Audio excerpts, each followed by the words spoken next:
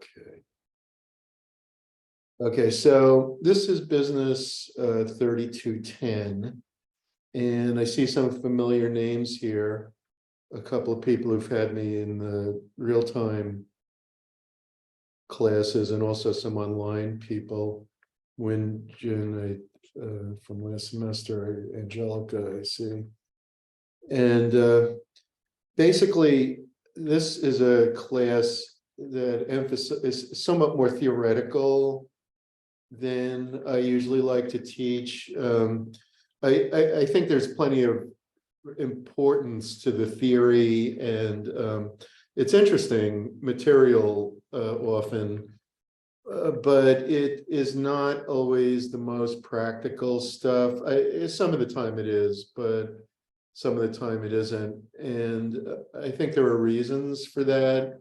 In part, the research methods that we're trained to use in PhD programs the research methods are primarily statistical, and or else some people are trained more in anthropological kind of ethnographic studies where you interview people and you write kind of impressions, kind of like case studies, which we'll read a few of. In fact, one of the assignments I'm giving you, the Smile Factory, is very much in that tradition. It's a kind of an anthropological study of Disneyland and the rank and file people, the people who play Mickey Mouse and so on, and Disneyland. It's a wonderful, wonderful piece of work.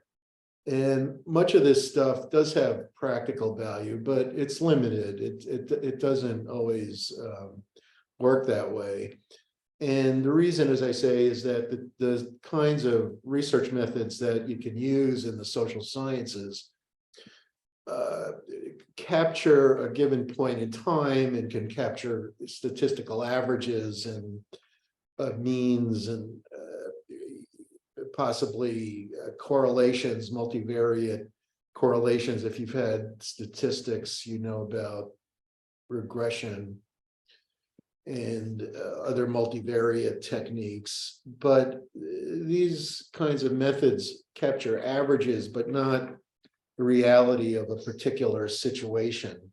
And every situation is different. So although all situations kind of reflect underlying constructs and patterns, if you will, you could, if you want to dust off your philosophy textbook, you could say that this material is kind of like the Platonic forms of reality. That Plato argued that there are underlying ideas that are the real world, and what we see is but the shadow of the real world. And if you buy that, then maybe organizational behavior is for you. It's kind of the Platonic version of reality. They're looking for like what the underlying truth is, and I think you can get a lot from that, but it's not going to teach you how to handle yourself in a business setting. So that kind of material I cover more in my 3200 class, and that's called managerial skills. And your book talks about that to some degree. The book is very good. It's the best-selling OB, organizational behavior, or OB textbook out there. So you're getting a standard exposure to it. My background is in HR, which is related. In fact, a couple of the chapters, the last chapter of the textbook is related, it concerns HR. I'm not going to cover it because I teach a whole class in HR. I don't really see the need to duplicate that, but there's a link between OB and HR, but OB and HR are slightly different. So basically, the idea of HR is that you focus on the policies that drive behavior. And some of that will be directly linked to organizational behavior type issues, but it will also be related to economics. And there's a distinction between the two. The OB model looks at more at empirical behaviors and then tries to draw generalizations from those empirical observations. So it's a it's a more inductive science, whereas economics is a more theoretical science, and they both have strengths and weaknesses. I think the strength of economics is that it looks at long-term relationships, and the economic variables are going to hold true for firms and for the economy as a whole. So if you follow the news at all, you know that in recent months, the Federal Reserve Bank has been raising interest rates, and that has a massive effect on the stock market. Those of you who've had me before know I've talked about that a great deal. In the past, that was something that people did not talk about, or they kind of tried to minimize, that the Fed affects the stock market. But now it's the cat's out of the bag. People talk about it openly, and no one disputes it. On the other hand, at least no one in the real world, no one in the finance field disputes it. In fact, on the day of the Fed meetings, virtually everyone on Wall Street's got the TV turned on, listening to Jerome Powell and his associates discussing what their plans are. It's not so much what the rate increase is, but rather what they say in between the lines that tells you what they're going to do in the future. And there are people who spend half their careers specializing in dissecting what the Fed says and what it means and so on, who the players are. And if you search this on the internet, you'll find a great deal on it. So basically, economics can tell you about sort of the big picture, and it can tell you about the long term, whereas organizational behavior tells you more about how people actually act in the short term, which is reality. In other words, our day is the short term. So it studies that. But as I say, the generalizations it draws have to be put in perspective. And so, while I think this material is useful, I think you also have to be thinking about, to what degree can I apply it in the real world? And I'll try to do that in my discussions, because I think that's really why you want to study business. I mean, a few of us, if you want to get a PhD in business at some point, you might be interested in studying research for its own sake. But most of you, I think, are probably going to be working in business and need this as, how do I handle myself better? How do I get things done? How do I motivate others? How do I assess myself? And that's all stuff that we need to kind of infuse a little into the book. Not that the book doesn't discuss it at all. They've tried to kind of integrate this type of material to a greater degree than they used to, say, 30 years ago, but it's still very theoretical, and so just to talk about my own teaching for a second. I've mostly taught in the last 15 or 20 years. I taught this course when I first started teaching, and I'm back to it because of various issues at the college. But basically, this course is kind of like the theoretical background. The other two classes I teach are HR and managerial skills, and so this is kind of the theoretical background for both. And as I say, when it comes to HR, this kind of material has to be integrated with several other disciplines, such as economics and also law, which plays a huge role in human resource management. So regulation and law and other considerations, but it also ties in the organizational behavior material. And so HR is an interdisciplinary field. Economics is the social science that's closest to being a real science. The other ones are sciences, but in a softer sense. And they haven't, in my opinion, reached the level of authenticity. And there's much more ideological. I don't know if you detect it in the book, but it's definitely there. I can tell you it's parts of it are ideological, meaning that they reflect the political opinions of the academics. And economics has it too, but is also ideological. So the people you study economics with in college have ideological biases, and the kinds of economics you study result from those biases. Now, I wanted to throw in, while I'm talking about ideology, and we'll talk about that with relation to HR. You've probably heard that there's this new artificial intelligence program. I've used it, but I've actually forgotten the name of it. It's like CHPT something or other. Or does anyone remember the name exactly?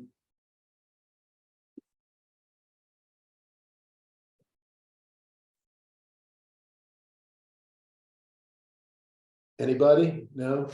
Well, in any case, we're going to be, in fact, you know what, I'm going to briefly read to you an email that our dean sent around yesterday or a couple of days ago. And basically, this new artificial intelligence, and I'll tell you the name of it so you can look it up if you're not familiar with it yet.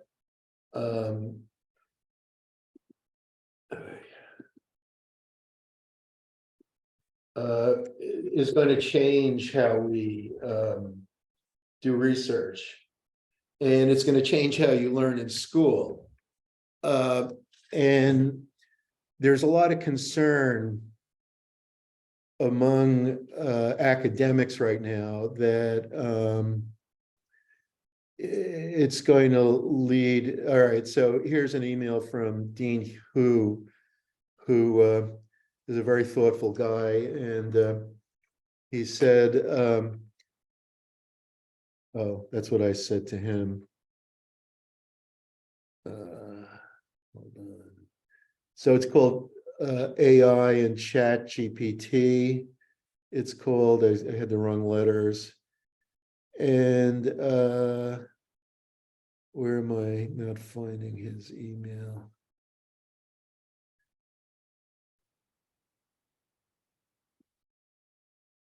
Here it is. Okay, so it says, a very interesting challenge has emerged and is becoming the talk of the internet. I am sure that many of you have experimented with the latest AI tool, Chat GPT, which I have about a month ago, and find it fascinating. While it's amazing to experience the almost human-like capabilities of this and other AI-based software tools, it is alarming to think how AI is going to impact higher education, especially how we evaluate students' performance in online programs. And he cites an article by someone from Wharton that I haven't read yet that appeared in Fortune recently. And it says that the bottom line is we now consider the very possibility that our students could be using Chat GPT to do their homework and exams, not conducted in classroom settings.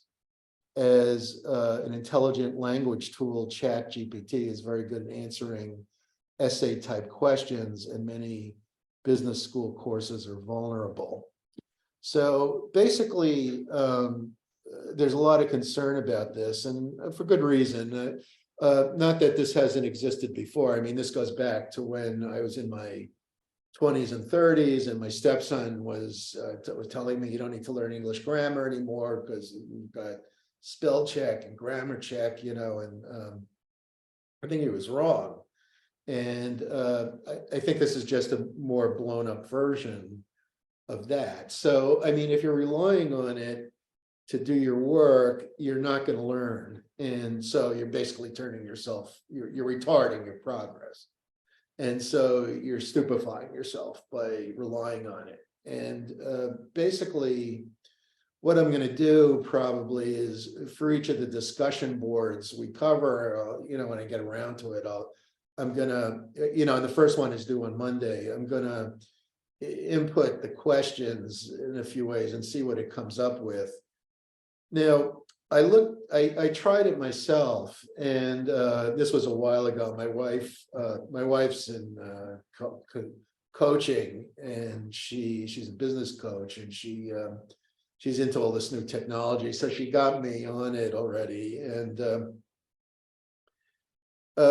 I was not overly. I was impressed with a few things. I was impressed, first of all, that it can give you a very elegant answer to any question, to a lot of the questions it poses.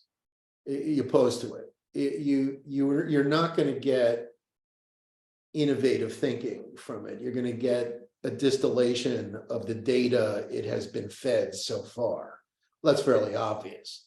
But as they expand the amount of data, the distillation is going to be better. On the other hand, you're not going to get anything creative or new from it. So, it's a summary of what exists, a machine. So it doesn't come up with stuff that is new. More to the point of my concern is that it's not objective. So it's not giving you the right answer. It's giving you the biases of the people who programmed it.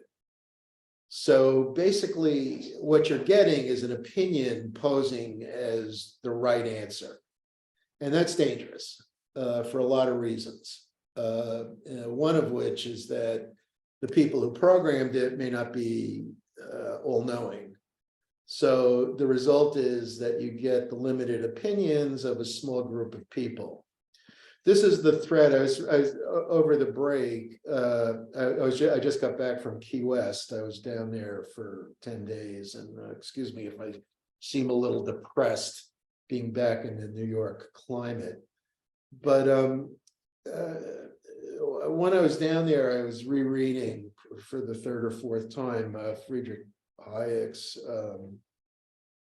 Road to Serfdom, and one of his critiques of the possibility of democratic socialism, why he says democratic socialism is basically a square circle. You can't have democracy and socialism. And the reason is that the ambiguities and complexities of economic decision-making are so vast that in order to make production decisions, you have to appoint an economic dictator, and the dictator is by nature a specialist, a scientist. And the scientist is necessary because there are a lot of technical problems concerning production. But it's also true that the most important aspects of production involve value decisions, such as like, do I buy free-range eggs, or do I buy mass-produced eggs? Or I'm thinking of eggs because the price has gone up recently. Or do I buy a record that's made of vinyl, or do I buy the more current computer-based music? So these kinds of decisions can only be made in a free market setting without imposing the tastes of the appointed economic dictators on everybody else. So if there's no market, if there's socialism, then the central planners decide how many eggs should be free range and how many eggs. And if somebody comes up with an alternative kind of egg, they may say, well, we don't really have that in our plans, so you can't do it. So there's much less innovation. So anyway, this idea that only markets allow for the revelation of unknown preferences, and that can only be done through a competitive price system, is also applicable to artificial intelligence. So in other words, what artificial intelligence does is it says, well, there are a few people who are going to program the solution to a problem, and then everybody else is going to rely on that solution. But the problem is that the way they've programmed the solution reflects their prejudices. So everybody then has to accept one size of shoe. And it's a similar kind of problem, is what I'm saying. And so what it leads to is sort of a moral and intellectual dictatorship that starts to limit your ability to think for yourself. And so I would say that I would encourage you to use it when you answer the questions. And I'm going to use it. I'm going to start as it. But what I would say is that you need to ask yourself first and foremost, is this what this thing is saying? Is this a load of crap? Or is this real? Or do I agree with it, or do I not agree with it? And also you can ask yourself, the people who've programmed this are not the same people who, they don't have the same interests that you have. All right, the people who program, what's it called again, Chat GPT or something, these people are not you, and they don't have the same economic and political interests that you have. So if you go around, you say, well, it's safe to repeat what these people are saying, what you do is you begin to advocate ideas that could be directly harmful to you. And I've seen this for decades. One example is the popular support for the central banking system, which benefits people with assets. If your asset base generates an income that's more important to you than your work, you have a good reason to like the Federal Reserve Bank. On the other hand, if your work is where you get most of your resources, the Federal Reserve Bank has screwed you, and your parents and your grandparents and their parents. So basically, if you're from the US, if you're not from the US, then it's more recent, but that's irrelevant. But the thing is,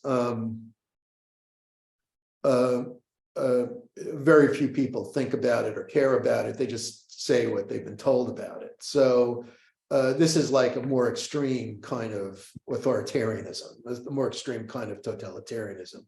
And, you know, if you think this stuff, you know, on the other hand, you could say, well, is the stuff I'm taught in school of the same nature? And the answer is yes. You know, so in a way, it's just one more step in repeating the kind of programming you get in your sociology classes and your other social science classes in the humanities. You know, it's propaganda, basically. And so this is like an elaboration on that, a more sophisticated approach. But you'll notice that the trend historically has been to greater and greater centralization, more and more imposing the views of the centralized elite on the public. And so this is one more step in that direction. So I want you to think about it, and just like, you know, you think about what the Federal Reserve, or hopefully you'll learn to think about, maybe it's a little early in your lives to understand what the Fed does yet. Maybe I'll try to explain it at a few points, but basically what you should do is think about it and integrate it into your thinking, but also recognize that it's a form of political control. All right, so enough said on that. This class does require attendance, and I will take attendance. A lot of people came about 5 minutes late. And I'll forgive it this time. But in the future, would you please, I'm working with this crummy little laptop. My real home is upstate, but I've been staying down in Manhattan, and I don't have my real computer here. All right, I'll call your names if you're present, please let me know. Syed Abbas, Yeah, I'm here. Good morning. Syed Ahmed, Syed Ahmed. Okay, Samima Akhtar, Here, Professor. Alessandro Alessi. Hey, good morning, Professor. Good morning, sir. David Bedish. Yes, right here. Good morning. Good morning. Anam Bahati. I'm here. Good morning. Good morning, Anam. Melissa Calixto. Melissa? Winston Chan. Hello. Hello. Bin Chen. Bin Chen. Kai Chen. Here. Hello.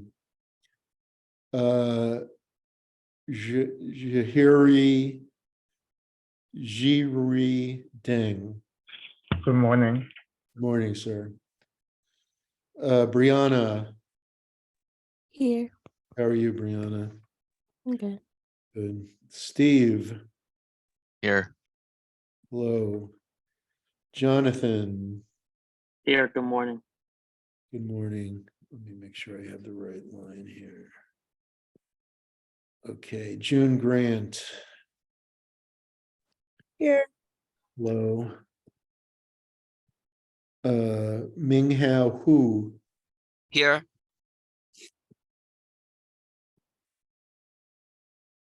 Tommy Junning, I'm here. Good morning.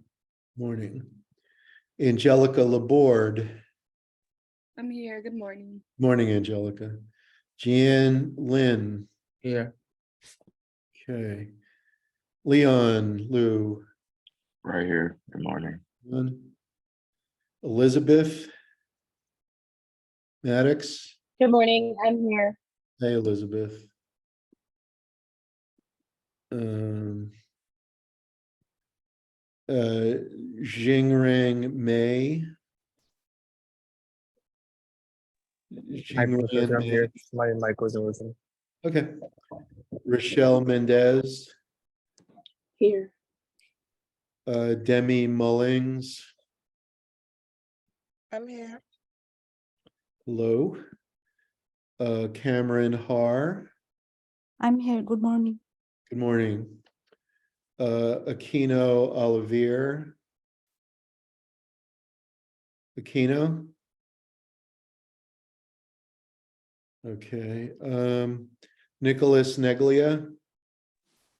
Here. Good morning. Morning. Jenny Perfecto. Jenny.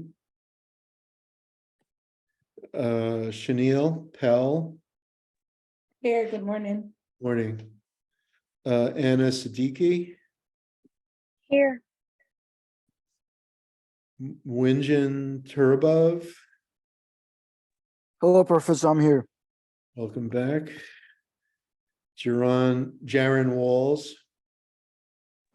I'm here, Professor. Okay. Yiwen Wu. Good morning. I'm here. Morning. Kristen Yip. I'm here. Good morning. Morning, Kristen. And Anita. Here, Professor. Okay, Anita. Good morning. So let me just read off the people who didn't answer. If you're here, please let me know. Syed Ahmed. I'm here. Okay. Melissa Calixto.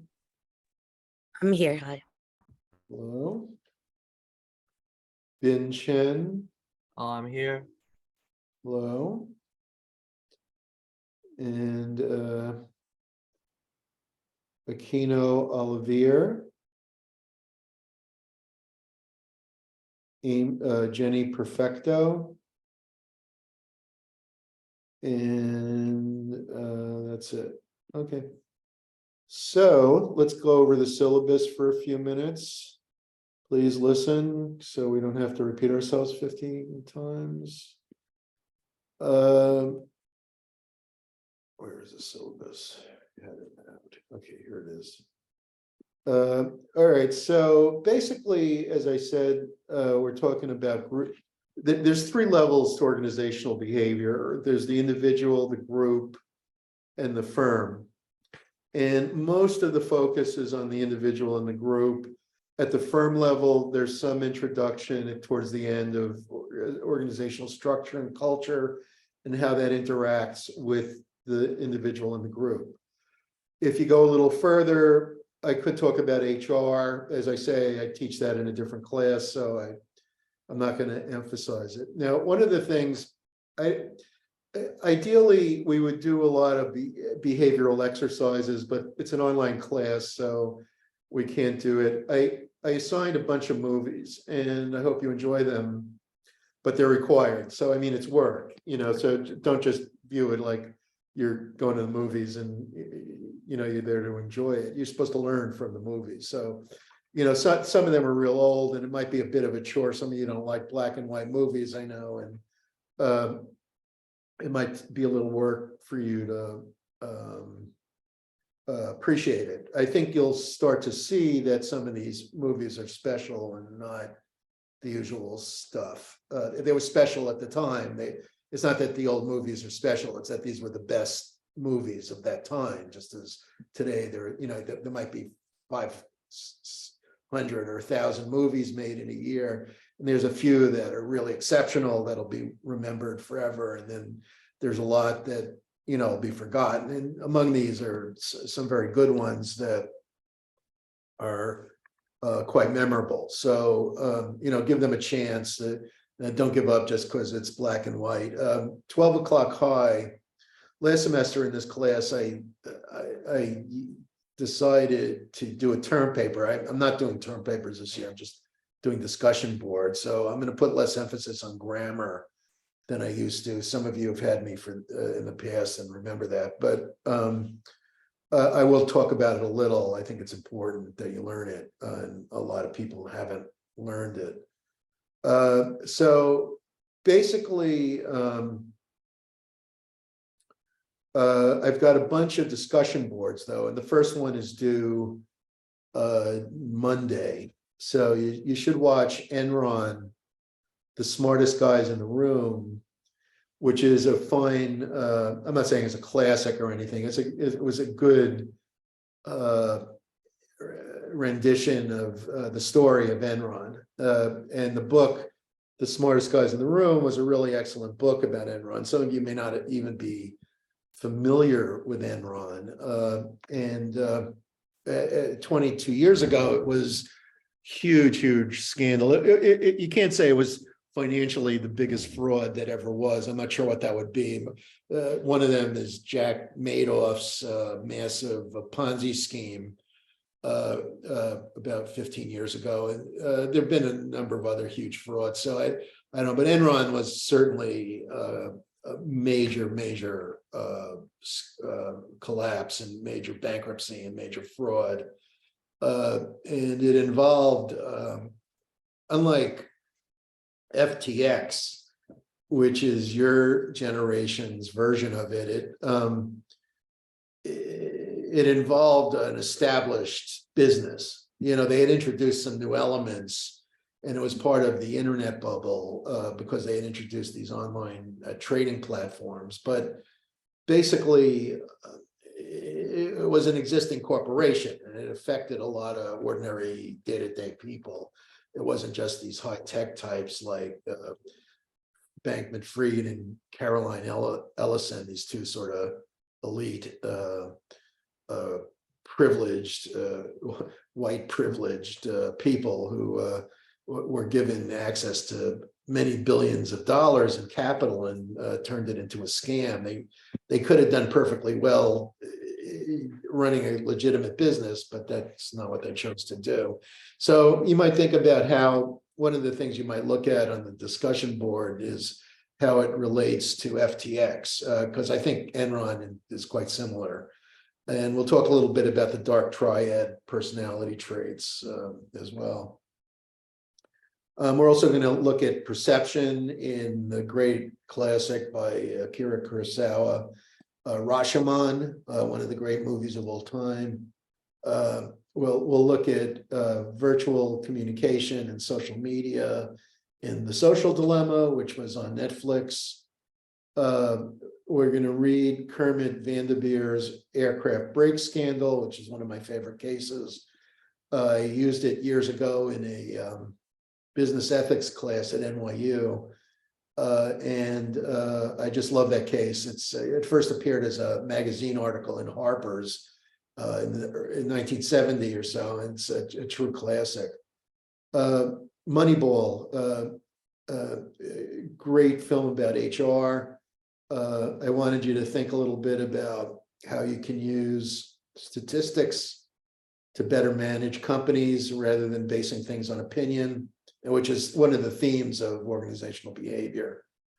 And we're also going to look at the great classic 12 O'Clock High, starring Gregory Peck. If you don't know who he was, look him up.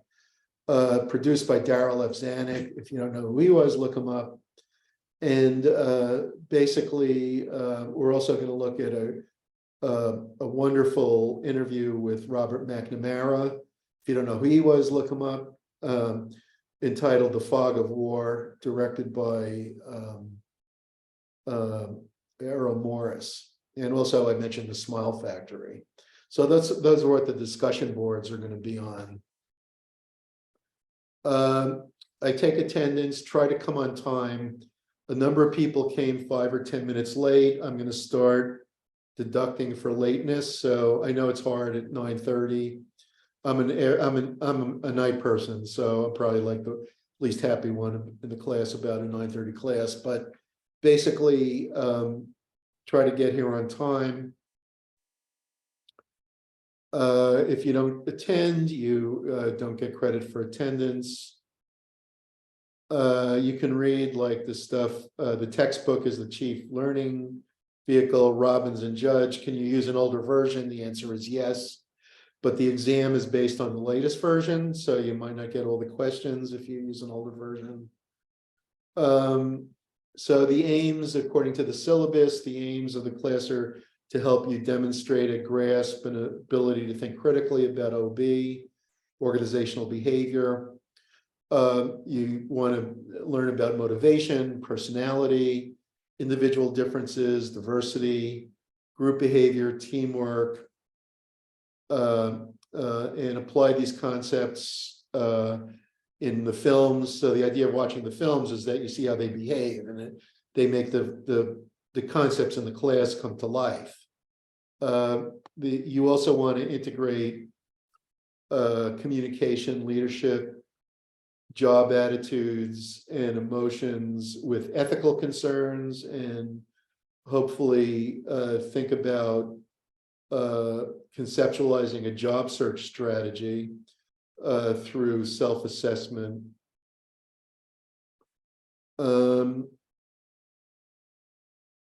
Okay, so I talked about the required material. It's basically the textbook and the films and case studies.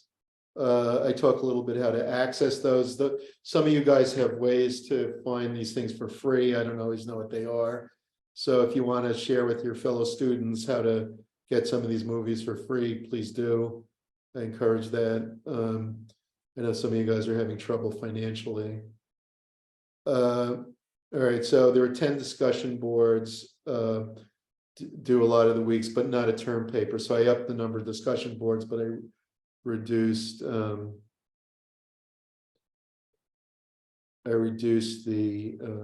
oh, I assigned what color is your parachute in this class?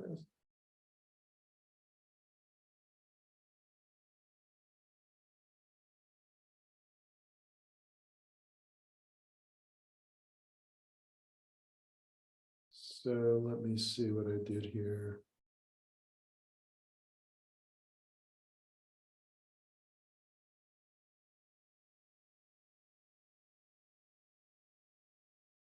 Um.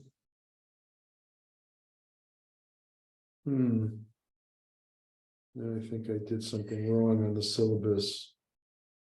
Just realized. What did I say? The required materials. Oh yeah, I did assign the book. What color is your parachute? Some of you guys who've had me already have read it already. Pick up a copy. Try to read it in the next few days.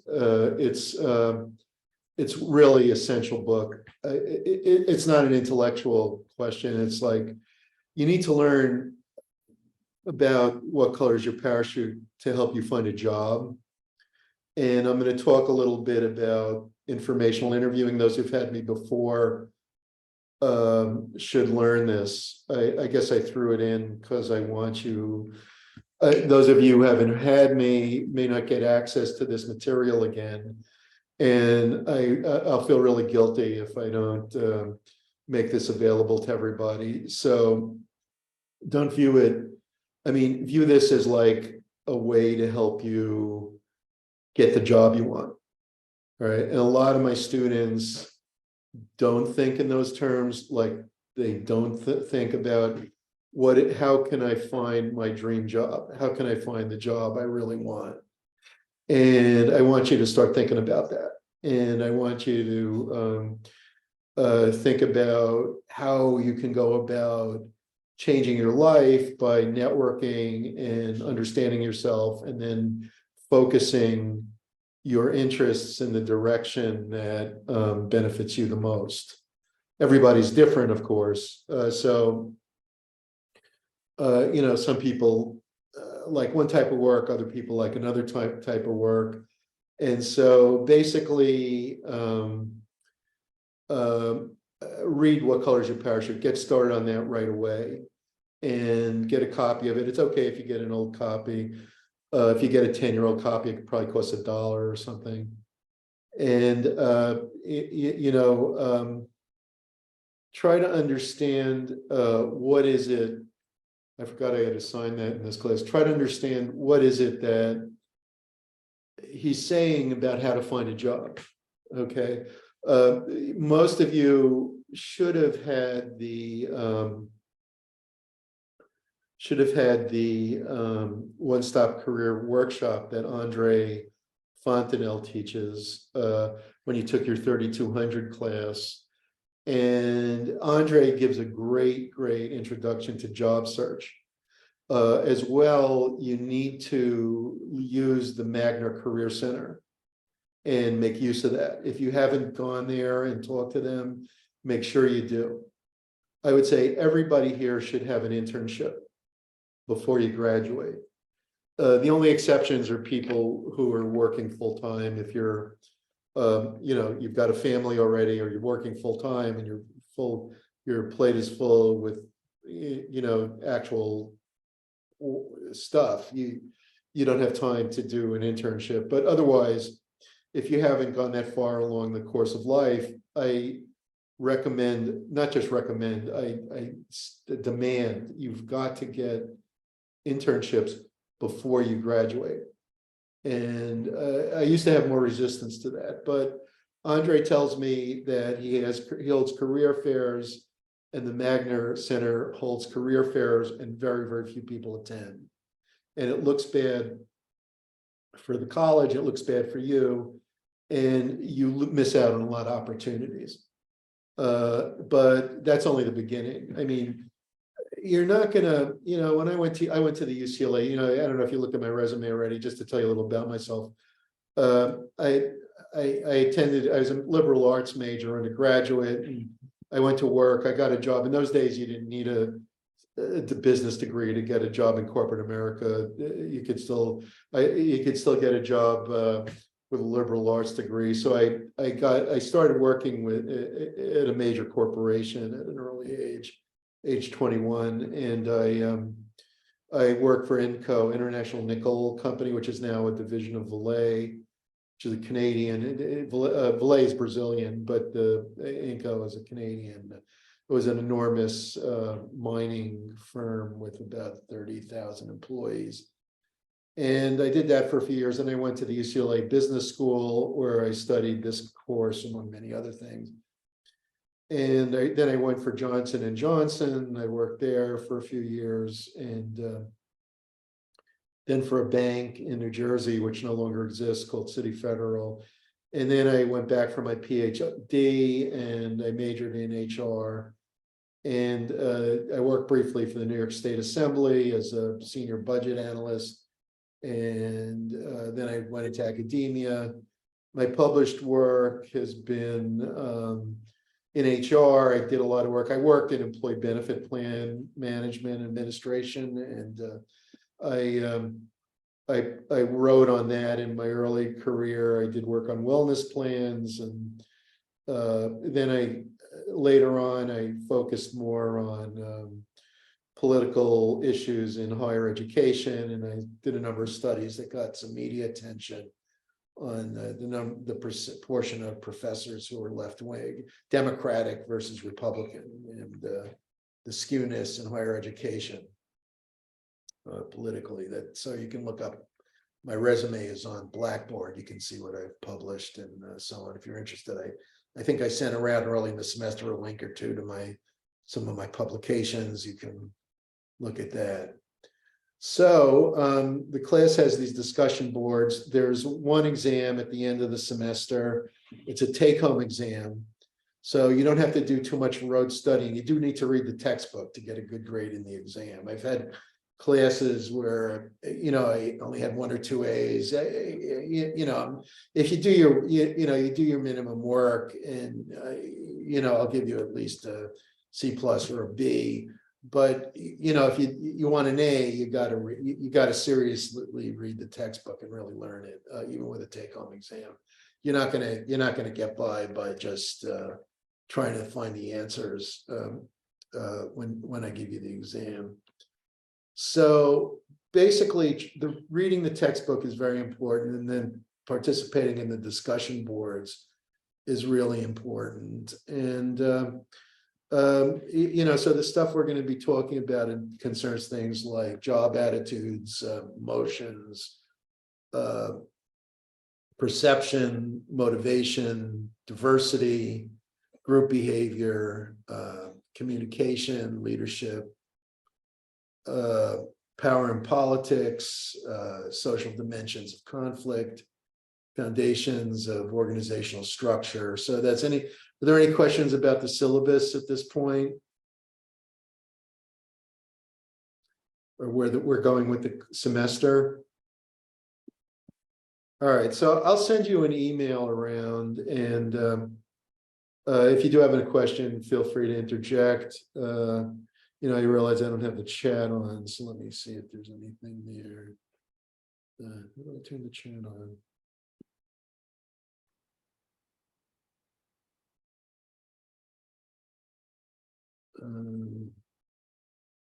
Well, there's 13 things in the chat. Okay. Okay, Winston didn't get an email. Okay, if you didn't get the email I sent, okay, let me start. ChatGPT, thank you. Did someone make a GC for this class? Okay, that's being handled. That's something the students do. Yes, there is a GC. Okay. Syed Ahmed is here. Okay, try to get that mic to work. I'll take care of that.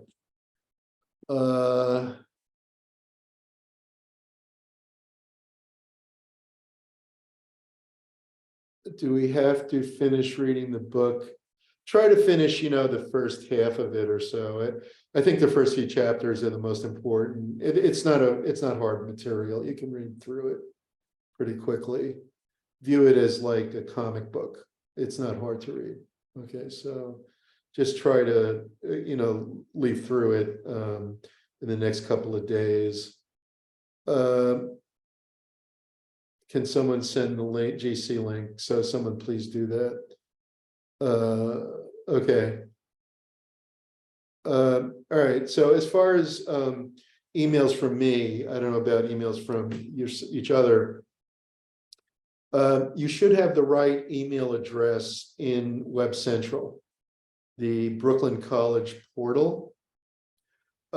Make sure that you're getting an email from me at least once or twice a week. I had sent an email in late December before I went to St. Lucia for a week, and then I went to Key West. So I've been having a great time.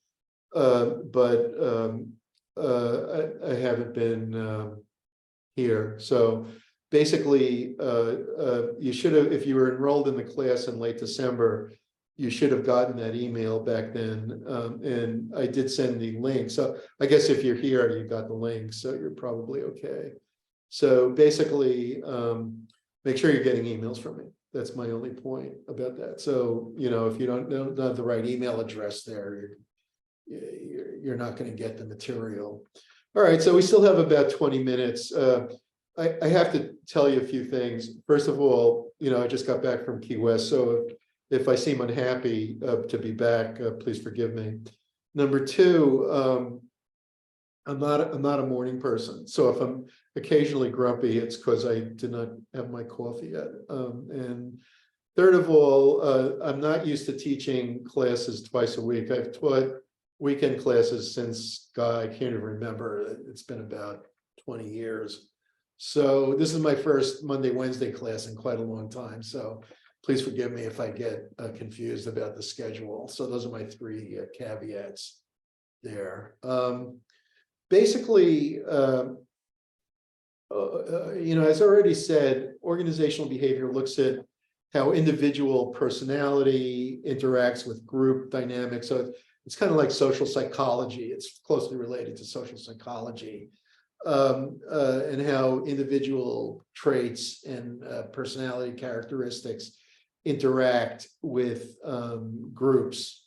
And so there's elements of sociology as well as psychology, especially as you get to the organizational level. Sociologists take more interest in how organizations are formed than do psychologists. There's also elements of anthropology in it, because we, you know, especially towards the end of the semester, we'll look at culture and some of the stuff we're going to be doing. Like I mentioned, the Smile Factory is basically anthropological in nature. So it's got elements of the different social sciences. There's also some political science in it, and that we talk about power and politics. And so we have these inputs, the individual personality, the group, the organization, which results in processes such as emotions, conflict, power, and human resource policies. And that results in outcomes such as people's attitudes, teams performing, and productivity, and also profit. I would say that the OB material tends to look less at the organizational outcomes than does a field like sociology, or more so economics.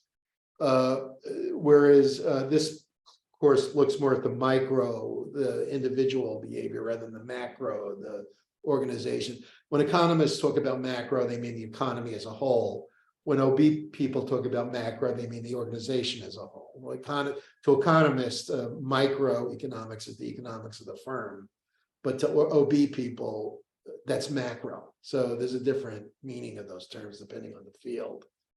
All right, so I mentioned that there are skills linked to OB, and we'll be talking about them during the semester. These include things like, how do you think critically, emotional intelligence, collaboration, self-management, leadership, and career management. Now, OB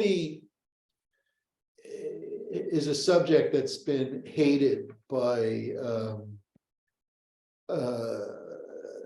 sociologists who, especially those with Marxian leanings, and it's also been criticized by people like me who see it as not practical enough.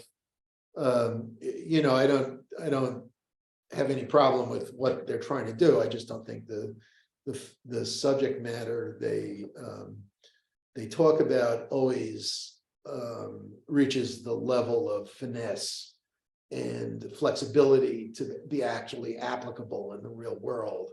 And so you can easily get lost in these statistical studies that find very refined things, but have little applicability to what you can do in the real world. That would be my complaint. That's pretty much what Abraham Zeleznik argued. When I first started teaching, he had just published this book, The Managerial Mystique. And I read it back then, sent him a letter. This was before email. And or it was when email was just starting. And it wasn't before email, but it was around the time. Actually, I think it was. It was like a little before I even had email. And he wrote back to me and, he thanked me. I told him I was using Henry V as a teaching tool to try to introduce some practicality. I'm not using it in this class. It's a little too much of a struggle, but I might show you an excerpt from it. I highly recommend it, by the way. Shakespeare's Henry V. So remarkable. If you haven't read it in high school, I strongly recommend it. But you need to be very patient. You need to learn work with the Elizabethan English. If you get an edition that footnotes all the words that are different, it helps a lot. Because, when I was a little kid, I was lucky my dad would take us to Shakespeare in the Park, which is free. It's still done. Joseph Papp had founded it in the 60s, and it's still around. And, so I saw King Lear and I saw Much Ado About Nothing, a bunch of them, Midsummer's Night Dream, I remember. And basically, a lot of people now don't get exposed to Shakespeare, and it's a true loss because, a lot of the stuff that OB does, Shakespeare could do better. And, that's the point that Abraham Zeleznik makes, is that can OB really do a better job than the real humanities? Not the kind of crap, political advocacy that masquerades as humanities in today's universities, but what I mean is, the real stuff like Shakespeare and so on. And I think if you expose yourself to it, you'll benefit tremendously. And one of the best ones for business is Henry V. In fact, I would argue that the scene in 12 O'Clock High, where towards the beginning, where Savage talks, they're all gathered, and he first takes command, and he gives them a little speech about how they should picture themselves already dead, and that there's no hope. So stop hoping and basically focus on practice and focusing on the task and this kind of thing. This is sort of a imitation in a way of the speech at Agincourt that Shakespeare depicts, which is one of the most remarkable speeches in the English language. Truly brilliant literary work. You really can't match it anywhere. And so basically, Zeleznik criticized OB because it was, you might call it scientism, that it's taking the juice of reality and like sucking it dry and then presenting the framework without the reality. The sort of less serious, in my opinion, but more prevalent criticisms of OB come from the humanities, who have always hated business. That they don't, first of all, a lot of them are Marxists and don't believe that business should exist. And then they look down on it. The condescension, it's funny because a lot of them haven't even read Aristotle. A lot of the humanities people now are like so badly educated that they haven't read basic philosophy at this point. But this hatred of the practical comes from the classical Greeks. And the reason they looked down on it was that they had slavery. They didn't need to produce. and be productive. I once gave a presentation and there was a philosophy professor in the audience, a nice guy, I forget his name, and I'm talking about he was at college. And I said, well, we need to learn how to become more productive so that we can, they started making fun of me like, oh, productivity, what a joke. And I said to him, do you really believe that if we hadn't had the advances in productivity that we had from 1800 until now, that a institution like Brooklyn College could even exist? There were no colleges in the 1700s, there were few. I mean, out of a population of many millions, there were a handful of colleges. Harvard in the 1700s had 30 students. It was like it was smaller than a liberal arts college today. And only a tiny number of people attended. And these would all were people who were either going to be lawyers or ministers, and mostly ministers. And lawyers didn't need to go to college back then. Jefferson, for example, just went for 2 years. He went for a couple of years. I was 2. I think it was 2. But basically, this whole idea of education is possible because of the success of free market capitalism, and for no other reason. So this condescension towards practical subjects, and it comes from Aristotle directly. The Greeks in general, and Aristotle specifically, Plato as well. I mean, Plato, of course, thought there should be a dictatorship of philosophers. And he had no use for, practical kinds of things. These were viewed, techne, were viewed by the Greeks as the province of slaves, that this was not something that free people did. The free people owned land and governed the society and engaged in philosophy and science and, physical fitness and the games, the Olympics, and all this kind of thing. And they looked down on people who engaged in commerce. Often they knew it was important, so they admitted immigrants in many cases to engage in commerce, but they wouldn't necessarily give them citizenship. So this attitude carries forward through the medieval philosophers, both in Christianity, Islam, and Judaism, all three, and it was carried forward through the Enlightenment, which made fun of the classics, but actually was more an updating of classical Greek philosophy rather than a rejection of it. The Greeks were really the ones who created science. Science wasn't invented in the Enlightenment or after. So basically, just because something is practical and it doesn't mean it's not challenging intellectually or demanding. In fact, I would say that a lot of the people who look down on business don't have the competence level that business people have. And I'm not talking about professors, I'm talking day-to-day business people that, can often achieve, achievements like the artificial intelligence thing. I keep forgetting the name. What's it? Chat GPT.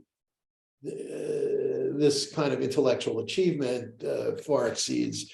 And, to make matters worse, like a lot of the advances in OB came not from the universities, but from private consultants, things like Fiedler's contingency theory or Deming's TQM, which I'll talk about, that these things actually came from the private sector, and universities then integrated it.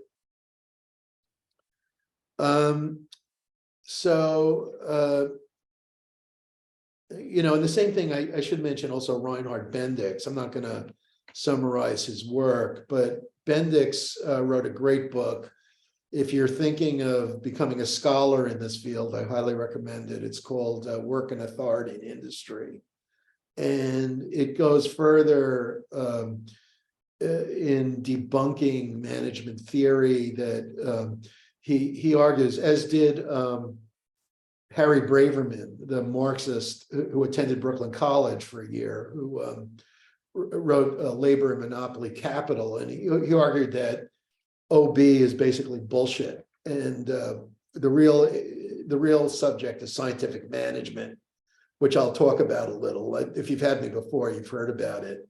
And that the real management is scientific management, that human relations is a window dressing, and the real point of it is to make jobs so simple and mindless that employees have no power. And this was a similar argument that Reinhard Bendix had made a few years earlier in his book, Work and Authority in Industry, that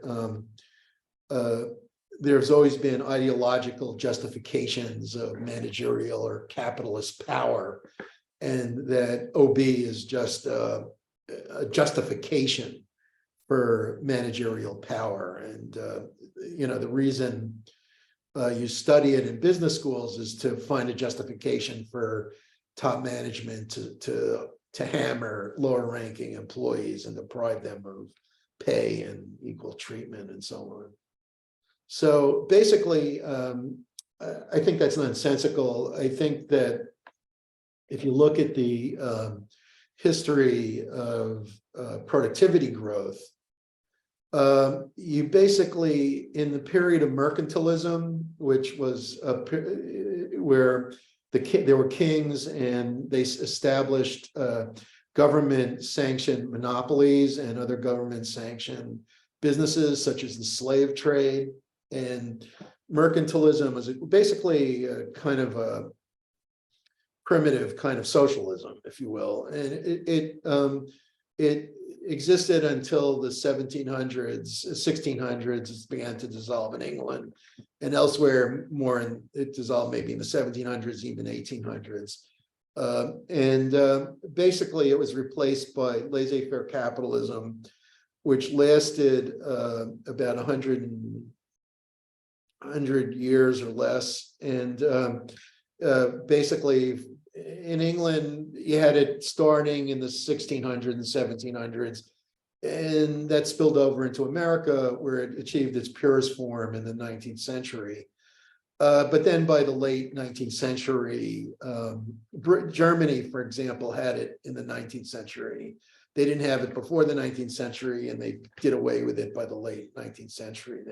America then copied a lot of the social policies that Bismarck had adopted in Germany, a lot of the big government policies, Social Security and government regulation. And this was America, they called it progressivism. It's really just a copy of what Bismarck had done. In the German Historical School of Economists is a fascinating area that Americans know very little about, but really dominates American thinking. The Democratic Party largely reflects the theories of the German Historical School of Economics of the 19th century. This isn't the class to talk about it, but basically the Germans kind of adopted that centrally planned, but some central planning, but also some free market approach that we've now got, that we copied in the early 20th century under progressivism. And if you look at the history of productivity growth, it didn't occur very much in most of history. So even in the Middle Ages, there was some improvement, but it was slow and not that noticeable. And it was overwhelmed by two big factors: climate change and disease, which had huge effects. So in other words, if the climate went colder, people would starve because there would be less, less agricultural output. When the climate got warmer, as it did in the 1100s, you had more agricultural output. At the same time, disease wiped out, especially in the mid 14th century, the plague wiped out a third of the world in Asia and Europe. America wasn't affected, of course. And so basically, this at first, of course, caused huge human misery and loss. But what that did then, because there was then a labor shortage in the late 14th century, you had a explosion of wages and living standards rose. And you soon thereafter had the Renaissance. These things were all interconnected. And so, but basically you didn't have growth in productivity. There was a Ukrainian historian, I always have trouble pronouncing his name, Rostovets or something. I have to look up the Ukrainian classicist who taught at Yale, Rostovtsev. And basically he wrote a really great book I read years ago, the social and economic history of ancient Rome. And he says in the beginning of that book, I don't know if it's possible to test this, but he says in the beginning of that book that the Greek colonies, like in Syracuse in Italy, the Greek-Italian colonies in the 300s BC, achieved a higher standard of living than was achieved until the 19th century.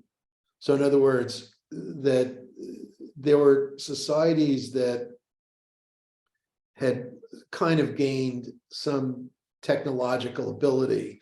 And don't kid yourself, there was technology in China and in ancient Greece and Rome. There was technology. It didn't reach the level that we did. I was just reading the biography of Genghis Khan.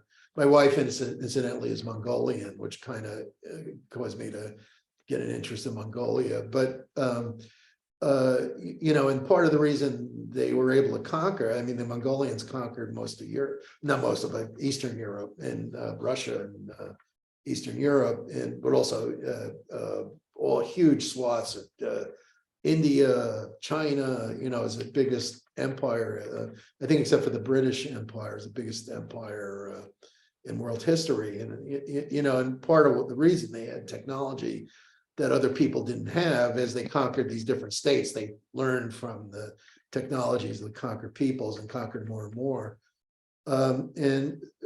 Basically, so there was technology, but it didn't evolve the way it did in free market capitalism.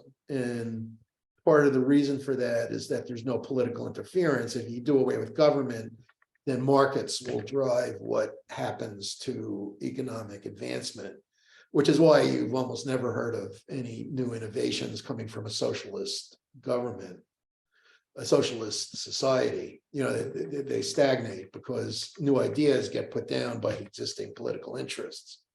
So basically, if you look at the history of productivity growth, it grew under free market capitalism. So if you know, there was this long period of human stagnation from the end of the last ice age, which was like 12,000 years ago, until about 100 or 200 years ago. So there was a long period of development, of course, but not huge gains in economic welfare. There were gains, but not enormous. Compared to from 1800 until now, the gains were much bigger. If you look at productivity growth, it was high. It began to get really high in the 19th century as they adopted more. Excuse me, Professor. Yeah. I have another class. Oh, you know, I just realized it's 10:40. Again, I apologize because I have another class too. So I apologize for that. And so for next time, you should be doing the you should be doing the discussion board, and I do apologize the late ending. Just don't be shy to cut in if I go too long. I'm used to 3-hour classes, so see you next time and have a nice rest of the week. If you need to ask me anything, I have a few minutes now, so you can stick around. You too, Professor. Have a good one. Thank Bye. you. Bye, Professor. Take care. Hey, Professor, I just have a question. I know you're one of the deans for business, but my question was that if somebody has already taken a writing intensive course in a different college, but they come to this college, they're saying that it doesn't transfer, but my writing intensive requirement, it's already fulfilled. But they still say that I have to take a business seminar. Okay, who told you that? The academic advising?